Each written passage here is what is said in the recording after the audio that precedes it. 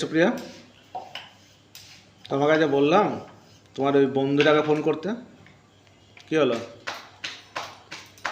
হ্যাঁ,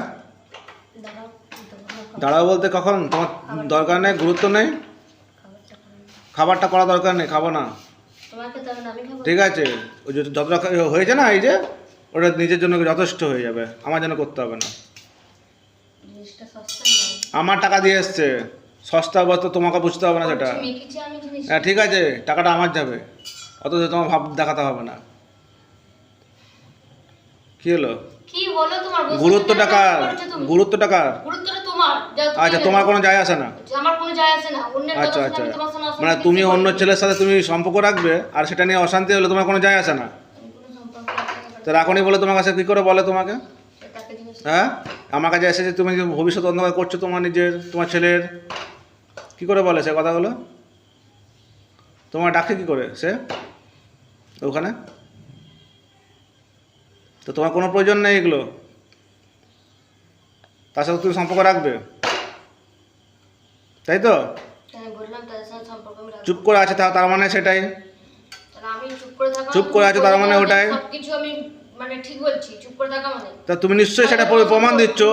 তুমি তাহলে তো আমি কথা উত্তর দিচ্ছ না কেন? সঠিক কথাতে বলছি আমি।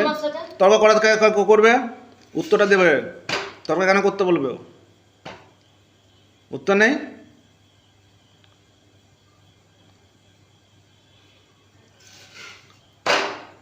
মানে ভালো লাগছে না তাকে ফোন করে বলা যে তার সাথে তোমার সম্পর্ক রাখবো না, তার মানে তুমি ওটাই বলতে চাইছো।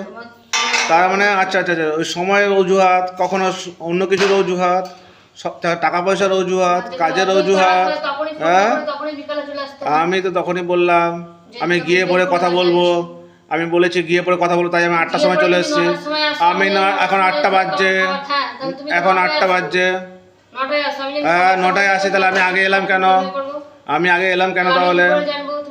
আমি তো বললাম তোমাকে। ঠিক আছে, গাছটা বন্ধ করো, এত তর্ক শুনতে যায় না, গাছটা বন্ধ করো না।